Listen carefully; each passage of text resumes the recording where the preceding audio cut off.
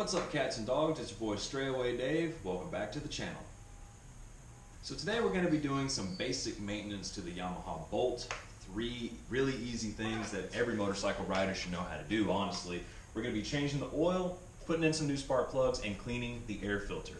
Now before we get started, to all my new riders out there that maybe have never worked on your motorcycle before and you're a little bit nervous about it, trust me, we've all been there. It's not as hard as you're thinking it is, alright? If you can read, follow instructions, and turn a wrench, you can do this. There's plenty of how-to videos, forums, groups, all this other stuff. You can figure it out. I have faith in you. So first thing we're going to do is start draining the oil, but we're going to have to start the bike, let it run for a little bit, and get the oil heated up so it's going to flow out easier, I guess is the scientific way of putting it. So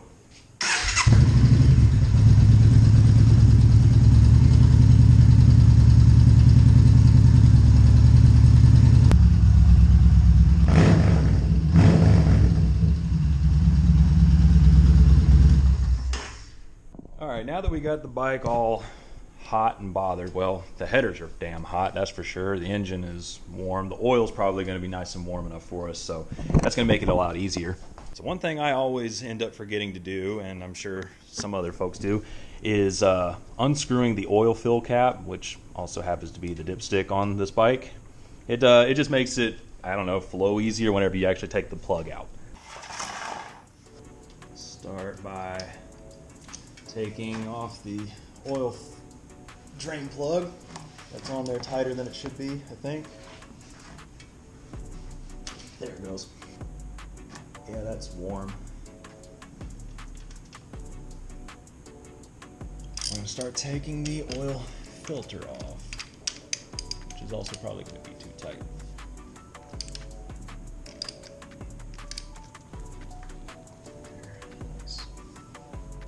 While that oil is draining, we're going to go ahead and take the air filter out and spray it down with some cleaner.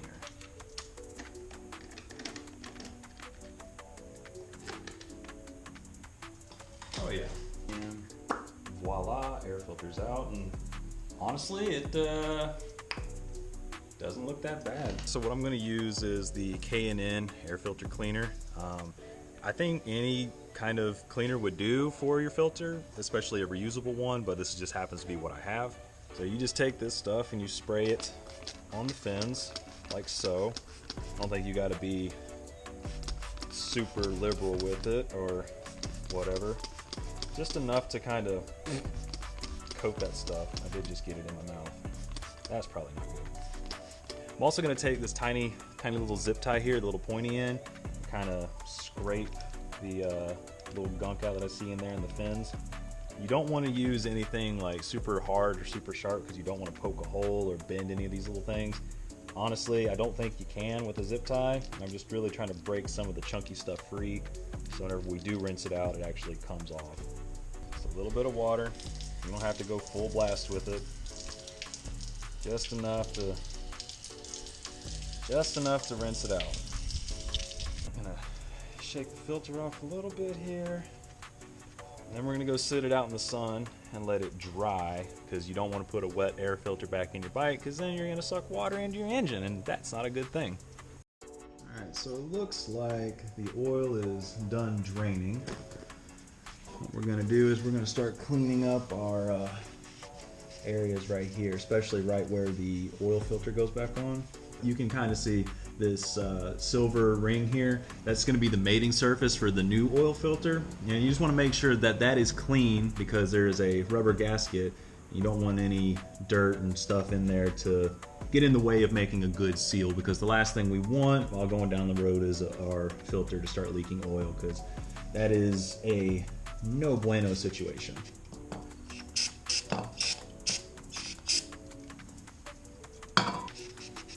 Down good. Alright, we're going to put the oil drain plug back in. Thing about your oil drain plug, for those of you who don't know, you don't need it super duper tight. You just need it, put it on there finger tight, get it kind of snug, and then maybe a quarter turn with a ratchet, call it done. Funny enough, we're going to be putting chrome on the motorcycle today. It's the first time I've ever used a chrome filter. I've heard rumors that chrome filters will get hotter than the black ones. I don't know if that's really true or not, but we're gonna find out. This also just happens to be the one that I have. So we're gonna pour just a little bit of oil into the filter here, let it fill up, and that way you're, I guess, priming the filter. I think that's what it's called. Just a little bit of overfill is fine. Now this little bit of excess we got here, we're just gonna run it around. I'm gonna put it around that O-ring there, that black piece you see. Now we're gonna take this brand new and very, very lovely, I might add, chrome oil filter and screw that baby on.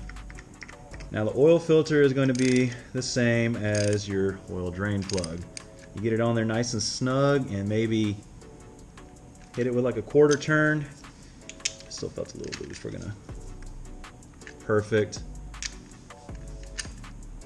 Okay, now perfect. First piece of chrome I've ever put on the bike, so that's funny. So the Yamaha Bolt takes 4.2 quarts of oil.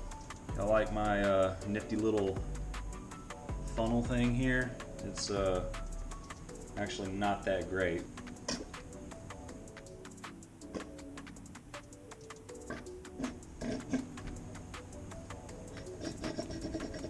There's got to be a better way to do this. Where the hell is my funnel? Alright, I have no idea where my actual funnel is, so that kind of sucks, but hey, what can you do? At least we have something.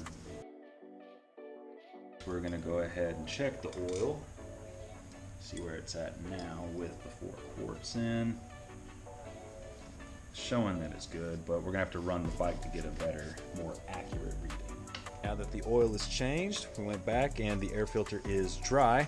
We're going to be putting some K&N air filter oil on it. It's, again, just stuff that I had laying around. I'm pretty sure any air filter oil will do. You don't need to put a whole lot on here, just a spritz on all the fins, right? Just to keep it nice and lubed up. And we're just going to hit it with a spritz. We're going to hit it with a spritz. Hit it with a spritz and a spritz. And that is going to be more than enough. Before we put it back in the air box, we're going to let it sit and dry a little bit more. And while we do that, we're going to jump on the spark plugs. As much as I like to give Yamaha shit for designing a motorcycle that was dangerous to ride straight from the factory, I can't help but admit that I do like this bike being fairly easy to work on as far as routine maintenance goes. Should just pop right out. Boom. I'm going to take off our plug wire.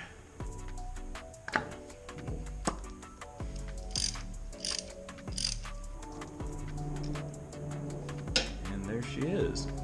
Now we should have gotten this plug ready before taking the old one out, but we're going to take a little bit of anti-seize and put on the threads right here. No more than just a little bit. And honestly, this might be a little too much.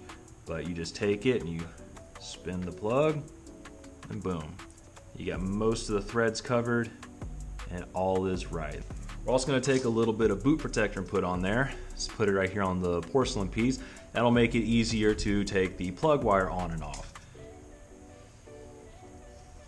And again, this is probably way too much, but this is some really cheap stuff.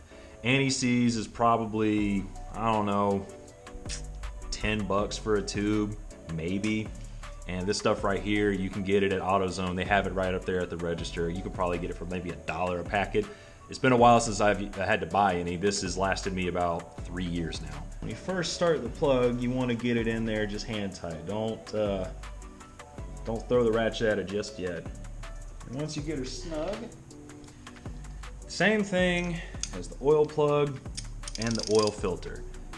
You want to get it snug and then maybe just bump it a little bit. Not too tight, not too loose. The plug wire, snap it back down in there, and you'll be able, when you push it down, you'll be able to hear a little click or maybe feel it, and that's how you know you're good. Right there. I always like to give mine just a little tug to make sure it's not loose. Push down on it just a little bit more, but pretty much once you hear that little click, you're good to go. Now we come over here and do the exact same thing, back cylinder. Throw some anti-seize on the new plug. And a little bit of the boot protector.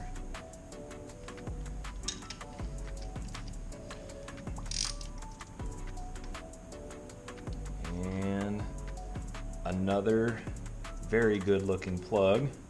Call it out with the old and in with the new. She's snug. And now we perfect.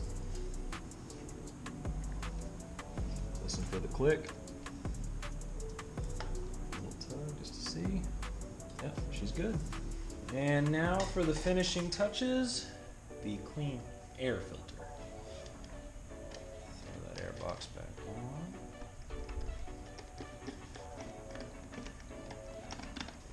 That's not going anywhere.